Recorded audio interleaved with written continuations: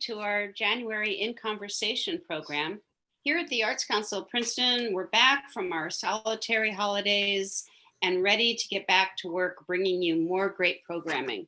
My name's Maria Evans. I'm the Artistic Director for the Arts Council of Princeton. And tonight, our In Conversation guest is Sarah Rasmussen, the new Artistic Director for McCarter Theater as of August 2020. Our host is Tim Andrews, a former Arts Council Board President, art collector, and a major supporter for the Arts Council of Artist in Resident program. Tim is also a former McCarter board member and currently serves on their executive committee. Before Tim begins his conversation, I'd like to share a few of the exciting collaborations that the Arts Council and McCarter have shared over the years. That's normal years. And McCarter teachers come to the Arts Council regularly to teach drama to our Homefront students in our Arts Exchange program. McCarter also every year provides tickets to the Arts Exchange kids to attend the production of A Christmas Carol. The Arts Council for the last few years has hosted storytelling performances by onstage seniors who call McCarter home. The Arts Council and McCarter in 2019 began a partnership for artists called The Art of the Script, where we would receive a script for an upcoming play and artists would pick up the script from the Arts Council, read it, and produce an artwork which would be on display at McCarter during the run of the show. Most recently, the Arts Council partnered with a municipality to bring the Winter Village of Artisans to downtown Princeton over the holidays, and the little chalets which form the village were generously decorated by the McCarter staff. We are always thrilled when we get to work with McCarter, and like the rest of you, miss sitting in their seats to catch a great performance. This will be the next best thing for now. So here's Tim Andrews. Enjoy, everyone. Great, thank you, Maria. That was a great intro and a great overview of all the collaboration that's occurred between McCarter and the Arts Council over the years. I mean, it's really an astounding list of things you touched on. So thanks very much. And Sarah, I'm so excited to have you as our guest tonight. Thank you. I'm so happy to be here. Absolutely. So let's get in this. I think, Maria mentioned that I was on the board of the Arts Council and also McCarter when you were joining. So I was very happy to be on the search committee. So we've gotten to know each other over the course of over a year now, I guess it's been. Yes, I think it was this weekend, this coming weekend, a year ago that I first came. So. Yeah. When we were able to actually have dinner and get together and not worry about. Yes, I know, in our past life where we got to go out to dinner together. That's great. Well, let's get started. Let's rewind the tape. So tell us, where did you grow up and what was your experience growing up? Oh, well, before we do, hi everyone. I can't see everyone's faces, but I'm so happy to be here. I hope you all had a really great, healthy holiday season, and I'm so happy to be part of your community here and from wherever you're watching. Now theater is sort of everywhere, isn't it? Because we're sharing it like this with anyone who's got a screen to tune in. But I grew up out in rural South Dakota as a kid. I grew up in a small town called Sisseton, South Dakota. And it's special to be talking to the Arts Council tonight because as a kid, I didn't have access to live performance growing up. In a small town, we didn't have school plays or big theaters nearby to us, but art was always really important to me. We did have visual arts. And so I was an art kid growing up. I could always be found in the art room. And I do think of theater as being a really visual medium. As a kid who was interested in visual art, for me, theater was a way to combine my love of visuals with storytelling. And I still to this day really love working with designers, collaborating with designers, because I think we're making these sort of immersive, three-dimensional visual stories. So I inconveniently discovered that I had this love of theater as a kid in a town that didn't have any theater. So I started directing pretty young as a sort of preteen, first of all with friends, and then more seriously on my own. And I'm really grateful for that. And growing up, I had a lot of angst around, I wish I lived in New York City, Tim. I wish I lived where things were happening. Why am I out in this place where nothing's happening? But looking back, I'm really grateful that I had to figure it out on my own, because I don't know that I would have really come to directing in the same way. And,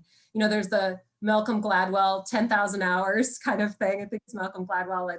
And so, pretty early on. I was logging hours directing, and of course that was you know, a childlike interest in it, but it's all the same thing. You know, I've been directing consistently. This is the first, you know, year that I haven't directed a play, and since I was a child, and I really kind of, I think, draw on those roots, of those imaginative roots, and that sort of arc that was always something I did, and now I'm so thrilled that I get to continue to do that and share it with communities as my day job. How did you get that? You know, if you were in a town that didn't have, it's small, and how small is small first, I guess, and then second, Yeah, about 2,000 people, so it's tiny. that's small. I can Yeah. relate. I grew up in a small town too, so I get the picture. Yeah. And so, how did you think of theater? Was it TV? Was it movies? What got you interested? And was it you mentioned directing from an early age? Were you Yes. on the stage? Were you a playwright? Again, in those early years, we'll get to later in a little while. But sort of what was that? Yeah. Well, I was really lucky, Tim, because I grew up, my mom was an English teacher. And she had initially taught English in the high school. And then when I was a child, she was teaching at a tribal college in the area.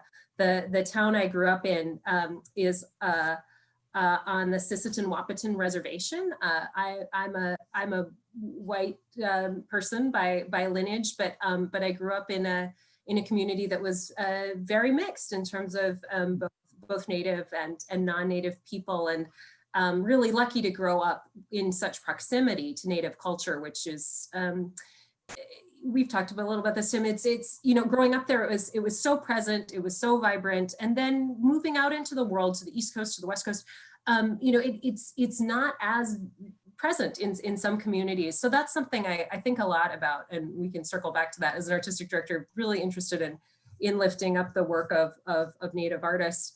But how did I get interested? My mom was an English teacher, so she would tell me the stories of Shakespeare plays, or she would, you know, talk about storytelling.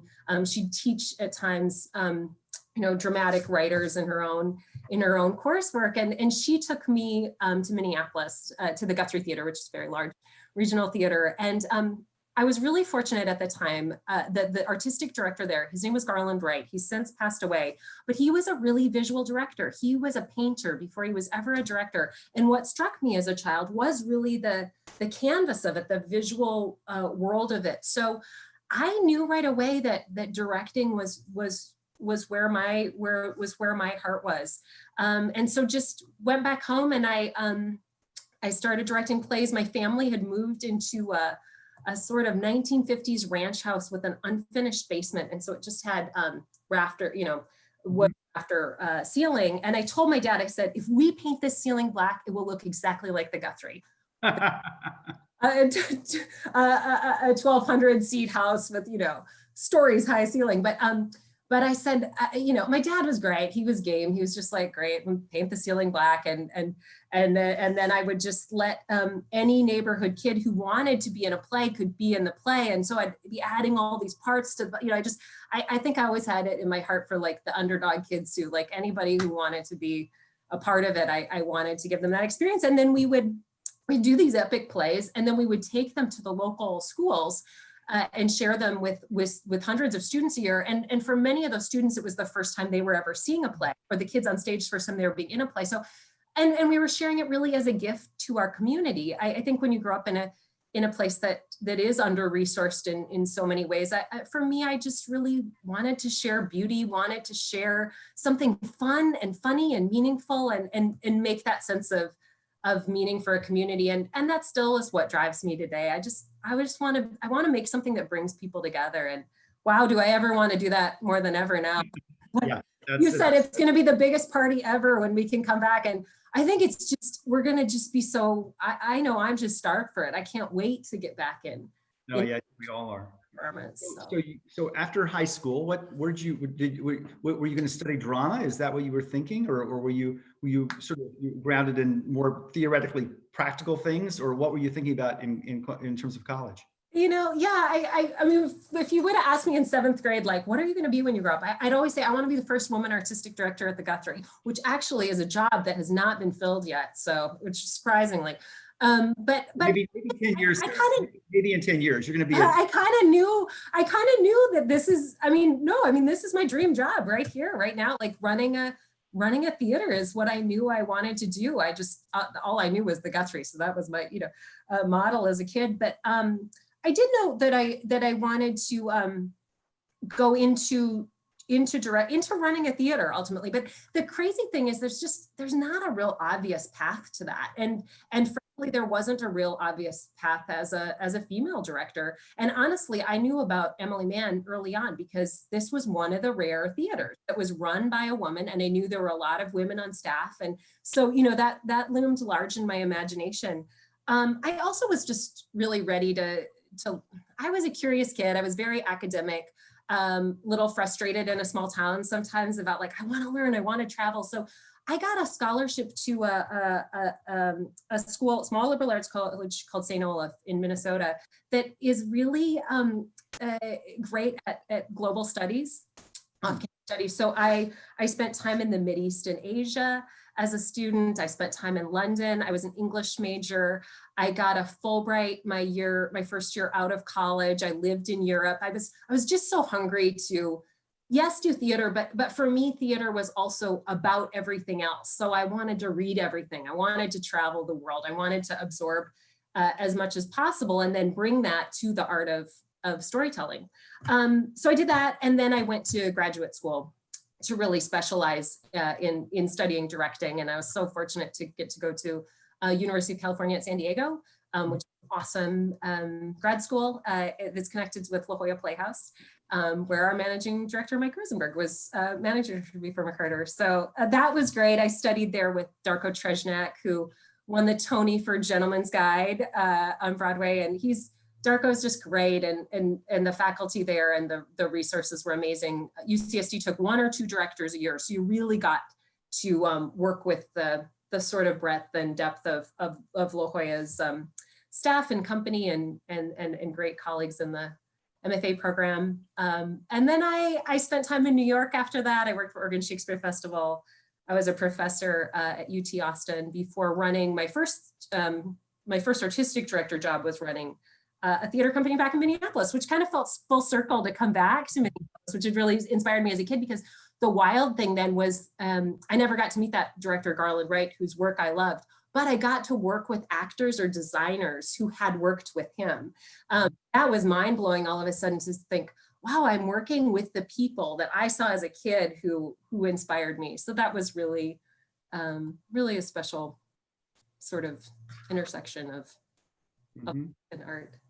So where does that take us up to? I've sort of, where's that path? I think that kind of takes us up to a year ago. I was still living in Minneapolis and never imagined that I'd be moving to Princeton, and certainly I don't think any of us really imagined we'd ever be in a situation like this year. It's so. What kind of work were you doing back there? What was the audience like for the theater that you were, at, and sort of, what were you bringing in, and what were you sort of doing there? Yeah, the Minneapolis is a big theater town. There's a lot of theater there, a lot of arts and culture in general.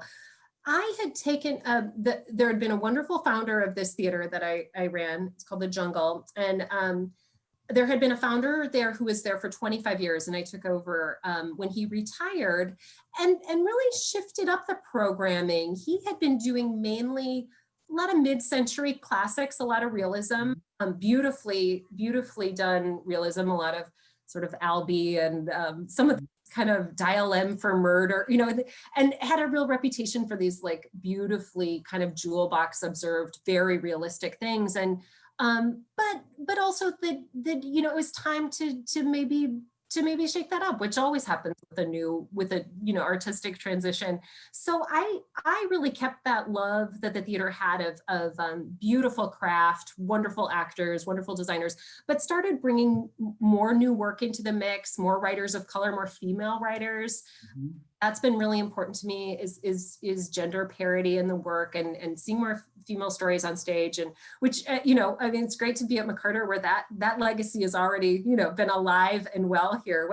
When I took over in Minneapolis, Jungle was a great theater, but only 2 women had ever directed there, and I was one of them in 25 years. So we that was a bit of a shift for the organization, but we also did some great new musicals. We started commissioning work. That was a new thing for the theater, to work with playwrights on new plays. So we commissioned a new Little Women for the 150th anniversary of that novel. And then that went on to Dallas, Texas, and then on to the Old Globe in San Diego, that's where I was when the pandemic hit. I was putting in our production of Little Women on their big, beautiful stage, and about 2 or 3 days into it, it all just kind of froze in time. But yeah, that's the kind of work I was doing in Minneapolis. And I think, a lot of that is, I loved Minneapolis and I loved the jungle, but that's a lot of what made the McCarter really compelling to me, as it's, something to think about as a next step, because of the capacity McCarter has had for years to work with new writers,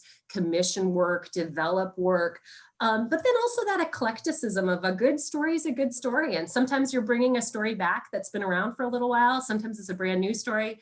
Of course, also that McCarter does, the presented work as well is really unusual. Most theaters do one or the other, so this is it just seemed like a really special place, and a really, interesting challenge, and to think about how to orient a next chapter.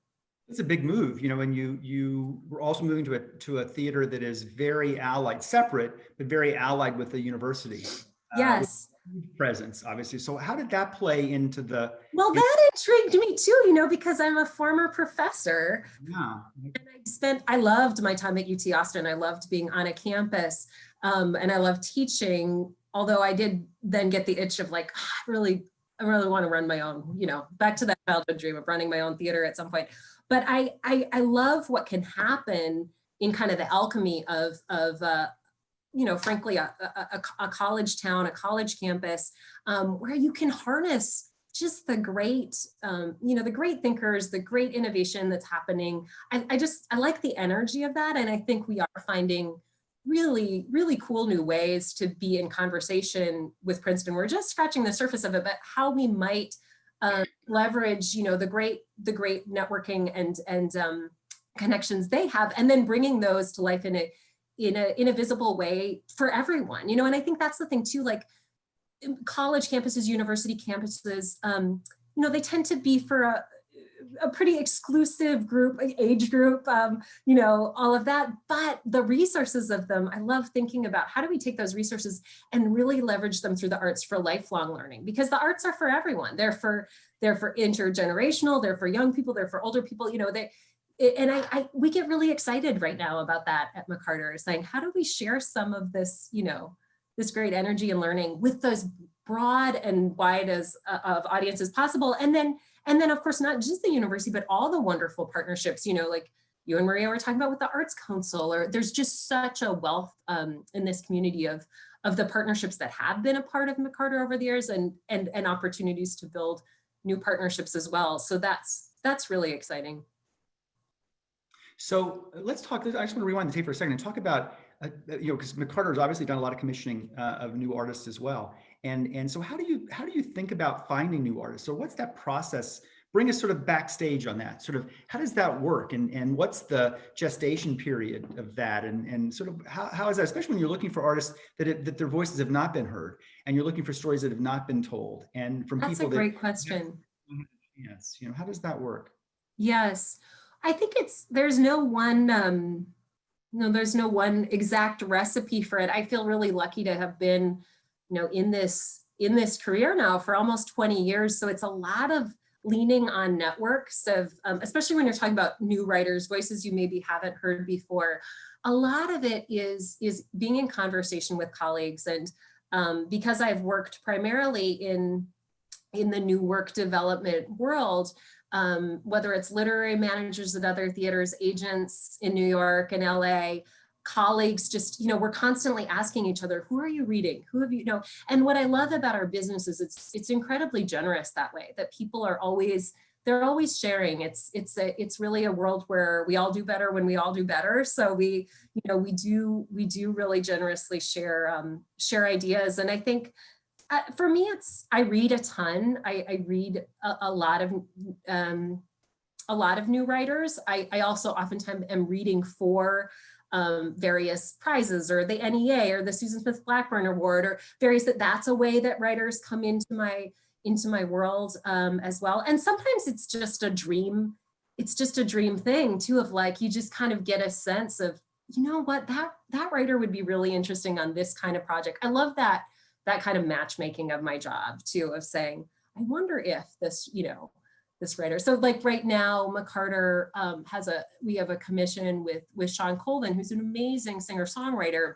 But that came out of just feeling like, I'd gone to some of Sean's concerts and I was just like, she's such a great storyteller. I wonder if she'd ever write something for theater. And then it becomes the rabbit hole of like, okay, so how do I get to Sean? Who that can, give me 5 minutes with so-and-so, so I like the challenge of that too. And it's just fun. I mean, you're a people person too, Tim. That's like, it's fun to see where the conversations lead. And I'm really excited about that with McCarter. We've got some fun ideas. I know for me being in this COVID time and coming out of it, I think I've been thinking a lot about comedy and how important comedy, I think, is going to be for us, frankly. And I'm a person who takes comedy really seriously. Really seriously. I think.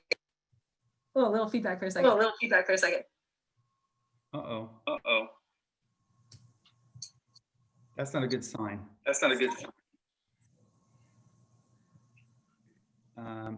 If Maria can still hear us, maybe, Maria, if you can just make sure you're on mute. I think we're okay now. I think we are. Yeah, I think we're okay now. Okay. This is a little gremlin. It's just a little gremlin. Like live. It's just like being on stage when something happens, Sarah. Yeah, I know. That's why we miss live theater. Anything could happen. So I've been thinking a lot about comedy, and I've honestly, the amazing thing is, McCarter's been around for so long. Like, this is a theater that here during the Great Depression and came out of that. And I think about the work that came out of the Great Depression, a lot of those great American comedies and then really beautiful, heartfelt work like Our Town. I'm obsessed with the fact that Our Town started here at McCarter, and thinking about how I think our industry is really going to need that. And right now I'm really listening for like, who are those comedic voices? And frankly, we haven't gotten to hear as much of the great comedy that's out there by writers of color, by women, that we, that's something I hear from a lot of my colleagues of color saying, hey, we also want to get to tell jokes. We also want to, we want to be able to express that side of our experience as well. And so, I do think that comedy is a way, it brings people together. It truly can be the thing that kind of opens us up and opens up our vulnerability to then go deeper. Comedy can be about really hard things. And we've certainly all experienced or witnessed others experiencing a very, very rough year. And I think we're going to need to find ways to process that. But also, I love shows that give us the energy to go back into the world and hopefully have some energy to engage in the world. I think there's definitely a kind of play that is didactic and tells us how horrible it all is. And I think that's called, the news most of 2010. We're going to need things that give us that kind of lift and connect us with other people. That's why I go to see live art too, is I want to see, I want to walk in somebody else's shoes and feel that empathy. And I think that's what really inspires me about what arts can do in this time too, is that we, as audience members, we go to the theater, we want to feel different when we leave. We want to have experienced something. We want to change, and so much of how we consume media these days is not always to hear something that's different than what we already think. And so I think that is really profound. And I think we're going to really want to think about how important arts truly are in creating community, and how they contribute to the health of our community and just our own health, frankly. Well, one of the things, it's interesting, the theaters like McCarter, which has long had subscribers, people will come to everything that we put on the stage, Yes. right?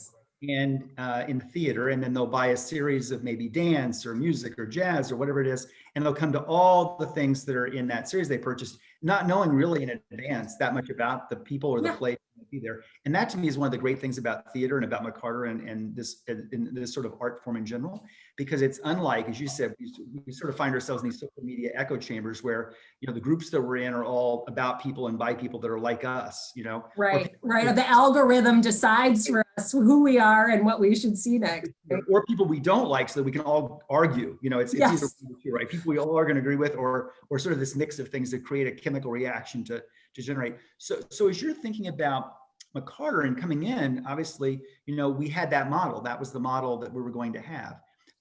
As you're thinking with Mike, about the new McCarter and sort of the new theater world that's going to emerge, we hope, in a few months, how are you thinking about what the model looks like, from a programming perspective? That's a great question. And I certainly think, so much, there's so much to celebrate about McCarter that we want to carry forward, right? Like that eclecticism, trying something new, all of that. I think on the, and this would be a great conversation to have with Mike at some point, but on the business side of it, the interesting thing there, I think there are silver linings to this moment in terms of it forces us to pause in some way and say, okay, moving forward, how do we want to structure this? Because we do know that over time, people's habits change, right? That certainly my generation does not subscribe in the same ways that previous generations did. Now, that doesn't mean that I'm not interested in seeing things. I have different ticket buying habits than maybe my parents did or my grandparents. And so I think it's a really interesting time, and the McCarter staff is really terrific right now, but just looking at all of it and saying, okay, what if this has been working? What if it maybe do we want to shift? Our board has been fantastic as well in these conversations. And so I don't think we'll see necessarily just a radical, it's all different when we reopen our doors. I hope we don't, because there's so much we want to keep. But I think we will continue to play with what's the best way to be sustainable and engaging moving forward. That sustainability is really important. I think that McCarter's had a great run, so to speak, right?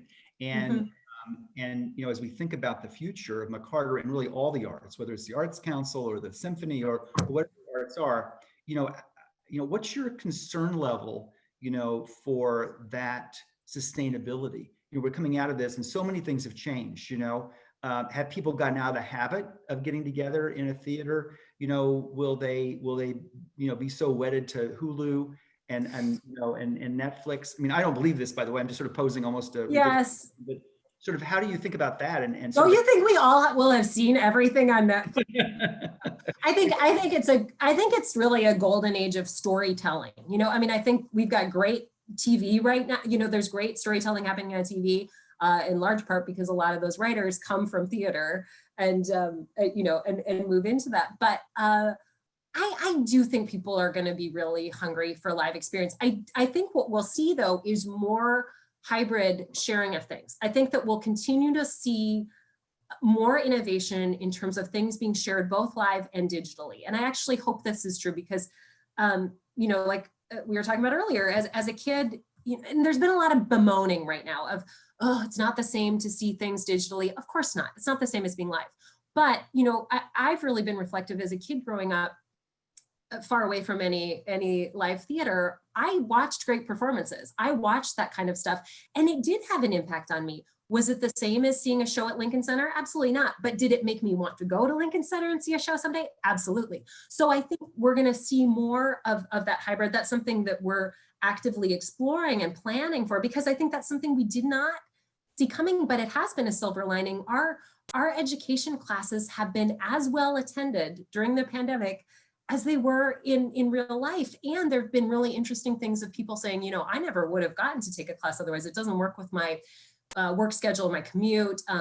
Kids saying, I always wanted to take a class, but my parent couldn't drive me at that time of day. So while I really am anxious to come back live, I think there'll be learnings. And certainly our industry is in this seismic change around what we can share digitally and how. And I could go down into a deep rabbit hole right now around union regulations and a big fight that has been happening between the screen union and the stage union. But what I think it is doing is it's accelerating change that was going to happen, but it's making it happen faster. And I think that kind of digital stuff it's exciting for accessibility, that we can share stuff with really anyone in the world. So we're hopeful that we'll find ways to, and there'll certainly, I think, Tim, be people who for health reasons don't want to come back. As you know, we want to be able to share our work in any ways that we can with people who maybe don't feel comfortable being in our seats as soon as some others might. So while we've not been in person, we've been live, right? All of us, this is live. So Yeah. what have you been doing? You came with an expectation of a season and a work process, and then poof, that all changed so quickly. And Yes. so McCarter's been putting a lot of things on the virtual stages that we have and that are so easy to set up. It's much different than bringing in the Christmas Carol, and every year. So in a physical way. So what's McCarter been doing, and how did you approach that? Because there's so much competition. There were so many theaters around that were putting things up and inviting you to come and watch whatever it was, and Netflix and all these. So how did you approach what McCarter should have, to attract its audience, in a virtual world? Yeah, well, it's been wild because, I was so excited about the season that was planned here at McCarter, and to be able to come, it all sounds so luxurious right now, right? That I would come in and I'd be able to observe what all was happening and go see things as I planned for the future. And then when I hit the ground here, of course, everything was canceled. So we have been, of course, planning next season and all of the budgeting and envisioning that, while at the same time this fall trying to figure out on the fly, really, okay, what are we doing? And McCarter is a bit of a disadvantage, honestly, because I wasn't here in March when the pandemic hit. I'm late to the COVID theater party. I was running a different theater at that point. But I do think, we did look at the space of how much stuff was out there and great stuff, but also maybe kind of wondering about the saturation of that. And we've also been in a unique situation being on the campus of Princeton. Some theaters right now are able to, in their spaces, record things with actors, and we just haven't, the campus was really, really shut down, and we've been, obviously respectful of that choice. So we did make some decisions really quickly. Our wonderful associate artistic director, Nicole Watson, who just joined us around the same time I did, had a fantastic idea about putting together a festival of online work celebrating Adrienne Kennedy, who's one of our nation's most amazing playwrights. She's a Black female playwright who is, I believe, in her late 80s. I felt like coming out of this summer, George Floyd was killed in the neighborhood right next to mine. And I watched Minneapolis just absolutely shatter in ways that really moved me as an artist. And so thinking about pieces that responded powerfully to this moment. One of Adrienne Kennedy's pieces is called Sleep Deprivation Chamber. It's about her own son being arrested unfairly by police right in front of their own home. And so I felt very responsive to that moment. I felt also, wanting to honor McCarter traditions that had been beloved here. Christmas Carol, we found a way to do Christmas Carol at home where we took our beloved adaptation of Christmas Carol here and found a way to adapt that really quickly and share it in a way that people could do that at home with whoever they were gathered with, or over Zoom. I got a beautiful note from the playwright Sarah Rasmussen, who did Christmas Carol at home with her whole extended family over Zoom. And she said, it really saved Christmas with my mom, who was alone in one city, my sister, who was alone in another city.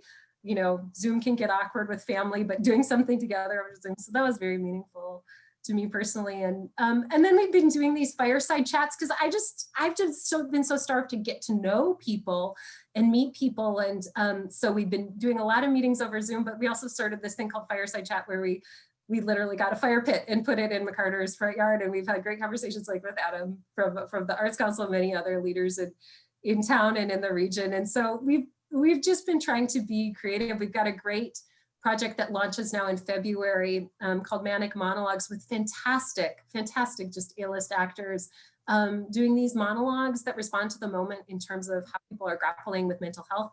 That's going to be on a platform, though, that's a website platform that's very choose your own adventure. So you're going to click on a window and go into one person's world. And so we're really exploring the digital sphere in ways beyond the Zoom Brady Bunch screen thing that we're all on for work. And I think we're seeing real, big digital advancements, but I have to give a huge shout out to the McCarter staff, because we're all working in ways that we were not trained to work in, and that's been a big learning too, to say, okay, great, we're gonna sell this digital stuff online, and how much, you don't always know this when you're not in the theater world, but how much that means our fabulous IT person, Charlotte, has to figure out how to sell tickets in a totally different way, how to deliver customer service in a totally different way for Nikki Cooper, our patron services manager. So like those kind of things are, it's been a big, it's been a big challenge for our whole industry. But I do feel like as an industry, we're all in it together right now.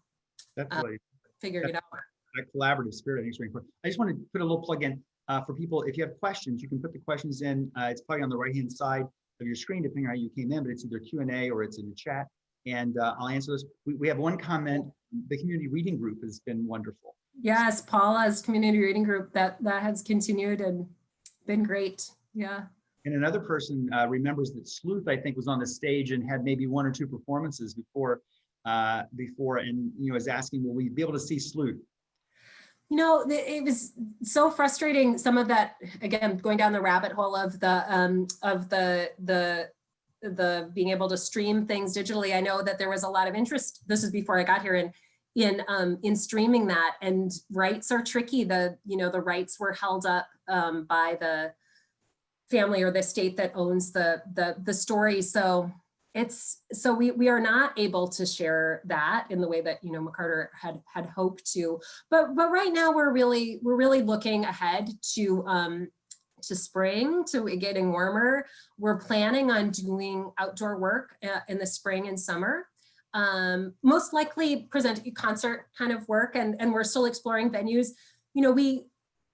Regardless of pandemic, we want to be really open-minded about how and where we perform, and also again that partnership idea of how we take McCarter's work out into the community. So those conversations were already happening, as you know, Tim, when I was interviewing for this job, and so we're really thinking about spring summer as a way to share work broadly with our communities. And then we are looking forward to a year from now. I really hope we're back theaters in the way that we've traditionally worked, and knock on wood and fingers crossed for the vaccine rollout and all of that, but we're looking ahead to that. You mentioned community or communities in about 5 times, I think. So as you look at Princeton and the greater Princeton area, what's the community you see, or the communities you see, that you're going to seek to serve, at McCarter? What's that look like to you? Because it's such a vast, you mentioned the youth on the campus, but we have everything from an 18-year-old at Princeton to a 95-year-old or maybe more, in the McCarter Theater, which I think is awesome that we've got this right range of stuff. But sort of, what do you see as the community or communities that McCarter? And that's I'm very much in that right now of listening. Listening is listening in all the ways I can to what those communities are. I think I do use communities plural, because you're right, there are so many communities that intersect, but also are unique unto themselves, and learning about all the communities that McCarter has been in conversation with over the years, and then also listening for, and are there communities that maybe feel like they haven't been in that conversation, and why, and how do we fold that in? So that's really where that fireside chat idea came from, of just meeting folks from different communities. So, whether it's Felicia Brown, who runs the wonderful theater high school program at Trenton, and that is one of McCarter's key communities because we do so much work there. To, like you said, the university community, the Princeton proper community, but then also that this is so there. There feels like there's such a nexus of how regional McCarter is, and I'm still learning about that. But I've done welcome group. Tim's the head of one of the co-chairs of our welcome committee, and I've had wonderful Zoom meetings with groups of people who are calling in from your area in Pennsylvania, saying McCarter's our theater. So really from New York to Philadelphia and all around, that's been a big learning for me. I spent time in this area living in New York City, but I didn't ever get to know the richness of, you know, all the different folks that call this region home. So still learning that we're engaged in a really great strategic planning process right now, where that's key to it, is saying, let's find representatives from all these different communities who have historically been a part of McCarter. And then let's also be mindful of, again, those communities that maybe haven't, and we're creating these focus groups to really talk about what people need and want from their theater moving forward. And the theater it's more than, you know, the theater in the sense of theatrical works, because, and you mentioned this earlier, the presented series, and sort of just, you know, dance and music and all these other things. How do you think about bringing those together, or how do you think about those? And you know, McCarter's always had two folks running those separately, and bringing that together, I think, has been a really important strategic part of what is occurring. And you working with individuals that have been here a long time, in Bill Lockwood, everyone that McCarter for so long, and has been such an important part of the heritage. But as you're bringing these together in one sort of voice of McCarter, how are you thinking about that? Yes, that's a great question, Tim, and it's something we're actively really talking about. I think, you know, obviously the produced work at McCarter, the theater work has been amazing, as has Bill's work and presented. But I think, you know, you kind of struck on it earlier of like, what you want that brand to be is, I'm interested in McCarter and I want to go see what's happening it's all storytelling in a way, right?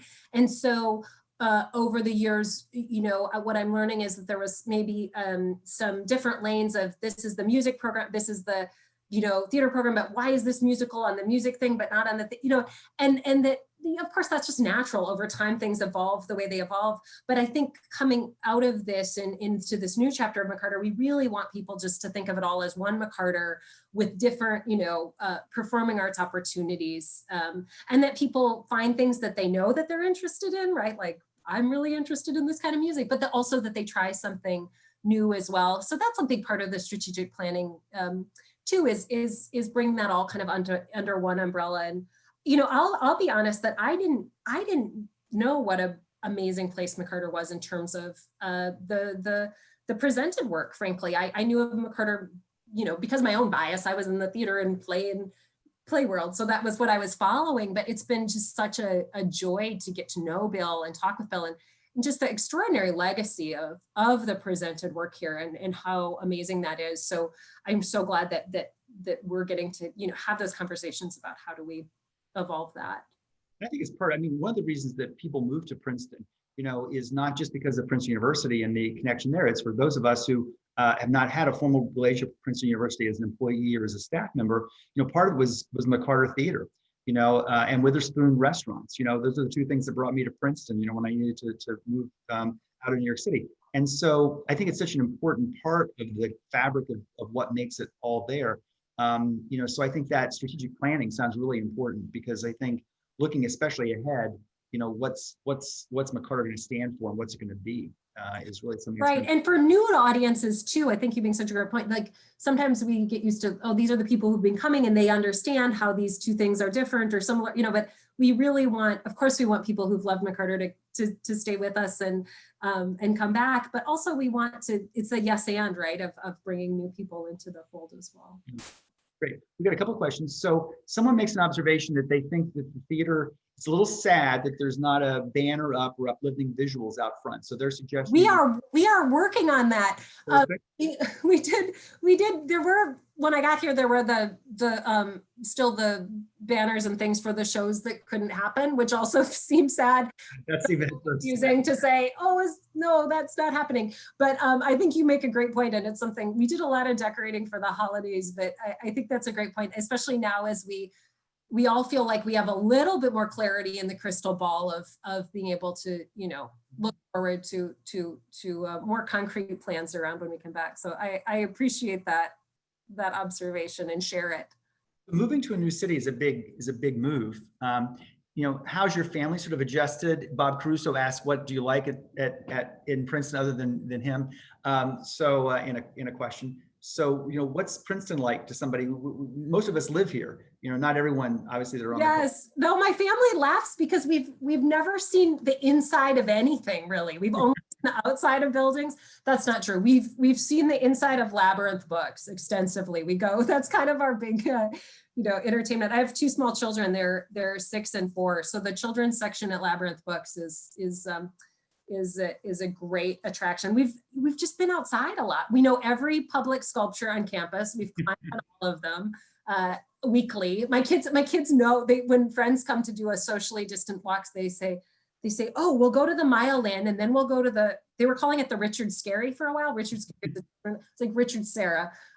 Richard Scarry is a children's author. But the wild thing for my kids is we live right next to McCarter right now. We're in a sublet because pandemic hit. We couldn't come look for a permanent place yet. So we've been in this sublet much longer than we thought we'd be.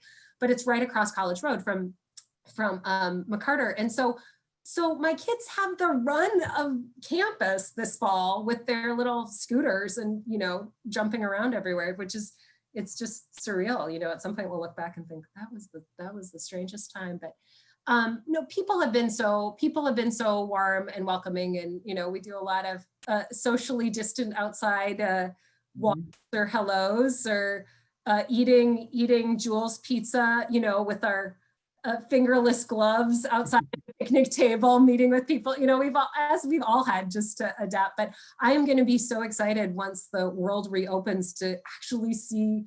I've heard about all these amazing places, and can't wait to get inside them. And Tim, we were going to have all these fabulous parties, and so I made all those promises, and we haven't been able to. It's just gonna prolong the. We're gonna have a great. I think we're gonna have 2 years of just welcome season. Yeah. I think. So a few more questions. Great questions we're getting. So what's the first thing? This is from Cheryl Mintz. What's the first thing you personally want to direct when you can be back in the rehearsal hall? Oh, I know, Cheryl, but I'm not going to tell you yet because it's going to be a surprise when you announce it. No, I honestly, I'm so excited to get back into rehearsal. And like I said, we are shoring up plans for next season, and we'll be able to share those, I think, in the coming months. But I can't wait. I realized yesterday it had been exactly a year since I was last in a first day of rehearsal. It really hit me. So I have a long list of things that I'd like to do here, but long time. So going back to when you were studying directing, who were your influences when you were studying, and what's your directing style and artistic philosophy, would you say? Oh, that's a great question. It's so interesting because Darko Treznik was the person who selected me for grad school. And Darko's really known as he did a lot of Shakespeare, he did a lot of opera. And so and he's a very visual director, big operas, and kind of large scale spectacle. But the interesting thing too about UCSD is it's a big new work school where there's a lot of playwrights and residents, great playwriting instructor, Naomi Azuka, who's actually one of our commissioned writers right now. So that's really fun.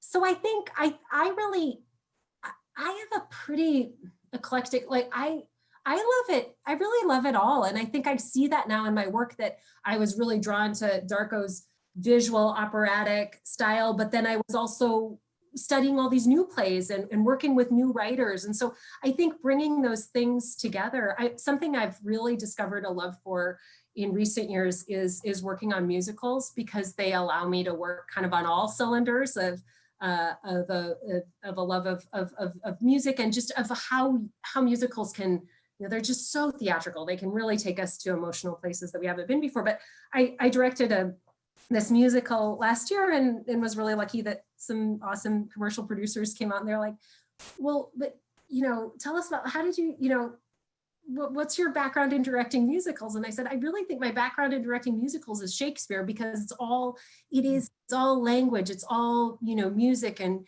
rhythm. And Sarah Rule has been a favorite playwright forever, and she's a poet. And so I don't make much of a difference between plays or musical. Like, to me, it's all music to me, and it's all a visual medium. I think I tend to love things personally as a director that feel like, oh, that could only happen on stage. Like if I read something and I think, this would be a better TV show, this would be a better movie. But I love the kind of stories that I think, oh, this is for the stage, you know, and Sarah Rule is a playwright like that. But that being said, like as an audience member, I love all kinds of plays. So when I was, you know, producing shows in Minneapolis as our assistant director, I would direct the, you know, the sort of imaginative new musical, but then I loved also seeing the gritty, realistic, you know, hard-hitting drama that I would choose another great director for. That's awesome. So this is a very deep, interesting question, or actually a series of a couple questions. How does McCarter define equitable partnerships? How do you define equitable partnerships? And what does compensation and sharing of risks, the benefits, the efforts, what's that look like in that regard? Oh, that is a great question.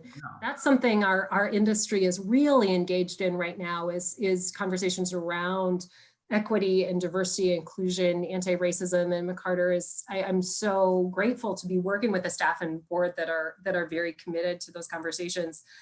I think in terms of equitable partnerships, I mean, in my own experience of setting those up or being on the other side of them, I think that really has to be about both sides getting something out of that relationship. And I honestly think sometimes theater, you know, hasn't been great at this, that they go into communities sort of saying, oh, you know, we're really interested in working with you and we need your contacts within this community to, you know, bring people to the show. But then sometimes it's a one-off thing. It's not really about starting a dialogue. And there's another, you know, thing I love in Princeton is, I'm sure many of you know about that Princeton Mutual Aid Society, and they have this great tagline that says solidarity and not charity. And I think that it is about being in a real conversation, in a real relationship. And frankly, that takes time. You know, sometimes I think kind of crappy partnerships happen because, you know, people are slammed for time and they just need something from the other party. And I think that's where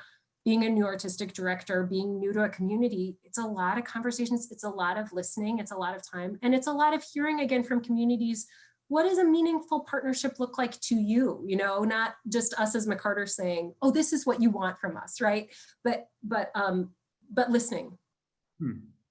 Another question, have you ever thought of, or would you ever think of forming a repertory company? And what are your thoughts about a theater using a repertory company? That's a great question. I spent a lot of time at a rep company because I was on staff at Oregon Shakespeare Festival, which is kind of one of the last companies in the country. It's interesting, the evolution of rep companies. I think there's something really beautiful to that because you have those usual suspect actors that you come to know and love and you see them in things. I think where sometimes some of the tension is that theaters these days want to do a pretty wide breadth of subject matter that represents a lot of different people and lived experiences. And that can be tricky with a company when you have a certain group of actors that you're always trying to cast. Not impossible, but I think what a lot of companies do then is they sometimes say, these are these core actors, and then we're also going to bring in people when we're doing this very culturally specific show, or we're doing this musical where we need that kind of talent. Or that. So, but something that's important to me is, you know, I think it's great for a theater audience over time to come to have relationships with performers, with designers, with directors, where they get to really follow that artist's work and come back time and time again and say, oh, I remember when that person played this role and now look, they're doing this totally different thing. So I understand the desire to experience that as an audience member. It's not something that we're currently, you know, engaged in planning, but I am, you know, obviously really excited to get to know the local talent around here and form those relationships where people come back time and time again. And we certainly have had a number of actors and actresses and playwrights that have had, you know, lots of time at McCarter. Yeah, and we'll continue to bring some of those people back as well. We've been talking. I was talking the other day to the amazing director Ruben Santiago Hudson, who has a great piece that I'd love to bring here. He's somebody who spent time. I mean, it's a pretty amazing list of people who've spent time at McCarter over the years. Yeah. And one final question from one of our audience members, and this is a tough one.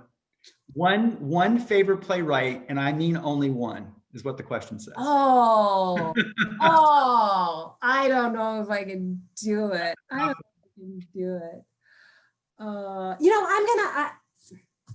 ask me tomorrow and it'll be a different favorite playwright. But Sarah Rule has been really important to me over the years. She is really special, and she's been on my mind lately. She has a commission with McCarter right now, and she's going to do some teaching over at Princeton here in January. And she said, you can come in and listen in on my class if you want. So I'm gonna be Sarah Rule's student for a little while this month, and that makes me really excited, because I think there's a lot of planning and a lot of working through things right now, and I'm excited to just go listen and learn for a little while this month too.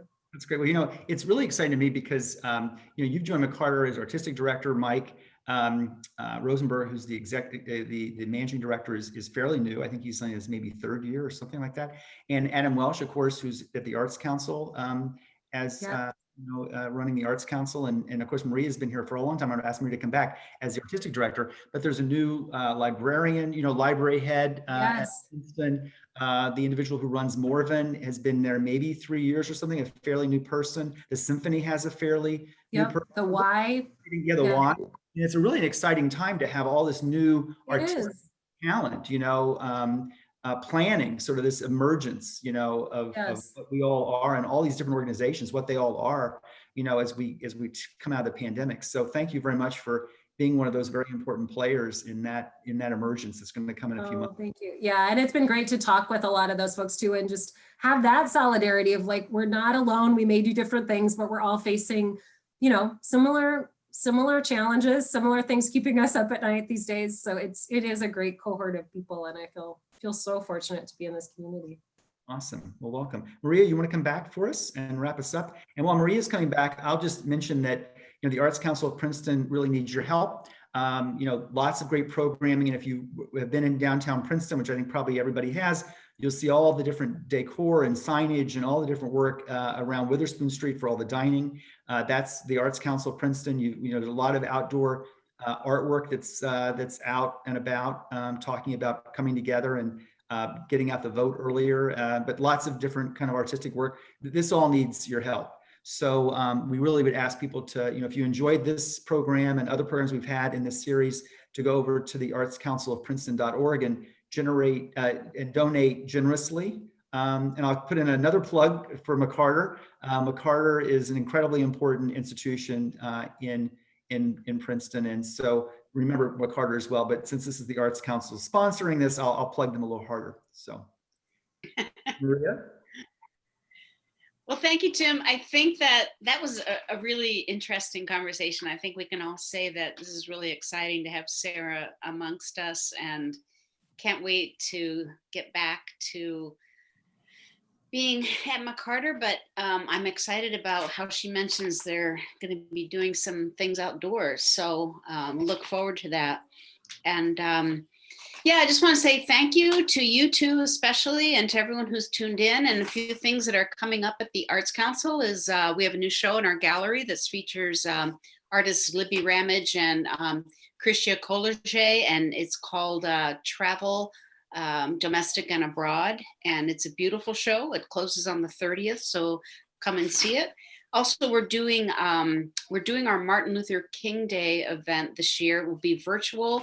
We have some storytelling, which will be done in collaboration with Jazams, Dean and Jeff at Jazams, and also a longtime Princeton resident, Dana Hughes, and her daughter, Emmy, will be reading stories. It starts at 11. And we're also creating a Martin Luther King coloring book, which will be featuring many events, historical events that have happened here in Princeton as far as civil rights and social justice are concerned. It's called Martin Luther King Day, a Princeton celebration. So we have some fun things that are coming up, so be sure to look for those. If you need more information, you can check us out online. And last but certainly not least is we've got winter classes coming up and all sorts of options. So check that out. You can register, and I guess we'll see you next month. Great. Right, Tim? And thank you again, Sarah. That was really, that was fun. Maria. It was so fun to be here. Thank you so much, Sarah. Thank you, Maria. Thank you, everyone. Thank you, everybody, for joining us. Take care. Take care. Bye. Stay safe.